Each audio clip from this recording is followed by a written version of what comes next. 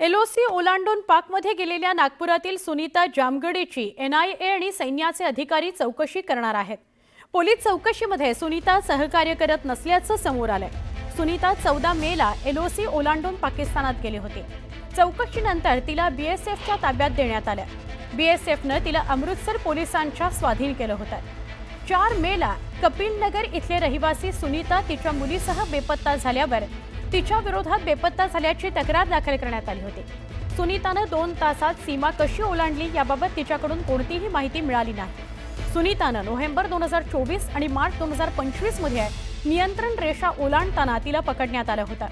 कारगिलमधील बर्फाळ पर्वत, नदी, खंदक सहजपणे पार करून 2 तासात पाकमध्ये ती पोहोचली। त्यामुळे एनआयए आणि सैन्य दलातील अधिकाऱ्यांनाही धक्का बसलाय। कुणाच्या तरी सहकार्याशिवाय हे शक्य नसल्याचं सैन्यातील अधिकाऱ्यांचं म्हणणं आहे। भारत-पाक युद्ध सुरू असताना तिने नेमकी नियंत्रण रेषा का ओलांडली याचा तपास सुरक्षा दलांकडून करण्यात येतोय।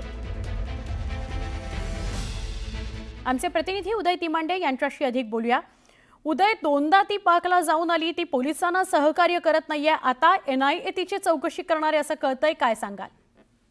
सुवर्ण अगदी खरं आहे, कारण सुनीता जामगडे ही पाकिस्तानमध्ये 4 किलोमीटर आत गेली होती आणि ती आपल्या मुलाला प्रयत्न होती।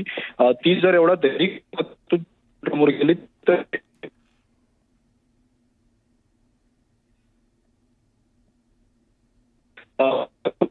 आणि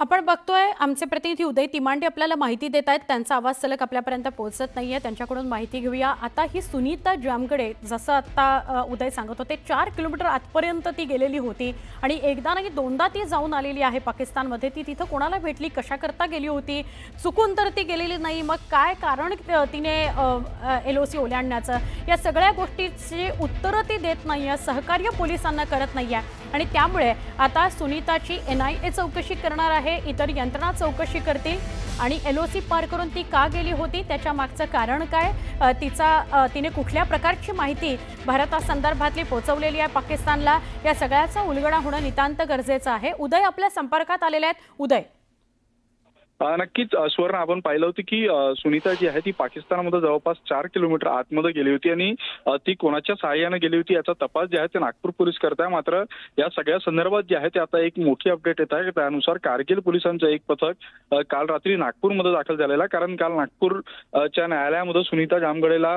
सादर केल्यानंतर तिला जी आहे ती न्यायालयीन कोठडी आता सुनावण्यात आलेली आहे। त्यामुळे आता ती नागपूर पोलिसांच्या ताब्यात नाही आहे। त्यामुळे कारगिल पोलिसांचं पथक आज न्यायालयीन प्रक्रिया पूर्ण करणार आहेत आणि तिला प्रोडक्शन वॉरंटवर ताब्यात घेणार आहे। जी माहिती मिळते त्या माहितीनुसार कारगिल पोलिसांचं पथक जे आहे ते सुनीताला कारगिल येथे नेऊन जी आहे ती तपासणी करू शकते आणि ज्या पद्धतीनं तिनं ही एलओसी ओलांडली होती, ती कशा पद्धतीनं ओलांडली होती, तिला कोणी कोणी मदत केली होती, याची तिथं जाऊन जी आहे ती घटनास्थळावर जाऊन जी आहे ती चौकशी केली जाऊ शकते। त्यामुळे नागपूर पोलिसांच्या तपासामध्ये जे आहे ते सुनीता जामगडेनं सहकार्य केलं नव्हतं आणि त्यानंतर आता कारगिल पोलीस जर तिचं प्रोडक्शन वॉरंटवर ताब्यात घेईल तर कारगिल पोलीस या सुनीता जामगडेचा कशा पद्धतीने तपास करतं हे पाहणं महत्त्वाचं असणार आहे।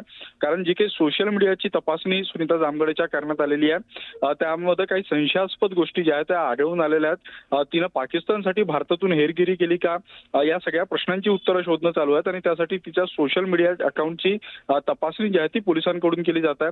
मात्र तिनं जी काही कारगिल संदर्भात माहिती दिली होती ती व्हेरीफाय करणं नागपूर पोलिसांना शक्य नव्हतं। त्यामुळे जर आता या प्रकरणामध्ये कारगिल पोलीस सहभागी झाले तर सुनीता जामगडेने जी काही माहिती नागपूर पोलिसांना दिलेली आहे ती माहिती खरी आहे का, की तिने काहीतरी बनाव रचून जे आहे ते पोलिसांची दिशाभूल केलेली आहे, हे या सगळ्या तपासातून स्पष्ट होणार। नक्की, धन्यवाद आपण माहिती दिलीत उदय त्याबद्दल।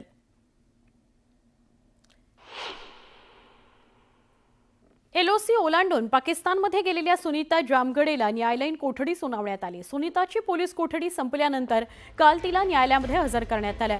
त्यानंतर प्रथम श्रेणी न्यायालयाचे न्यायाधीश MU मोटे यांनी सुनीताला न्यायालयीन कोठडीत ठेवण्याचे आदेश दिले। सुनीता जामगडे पाकिस्तानात धार्मिक नेत्याला भेटायला गेली असल्याची माहिती मिळते।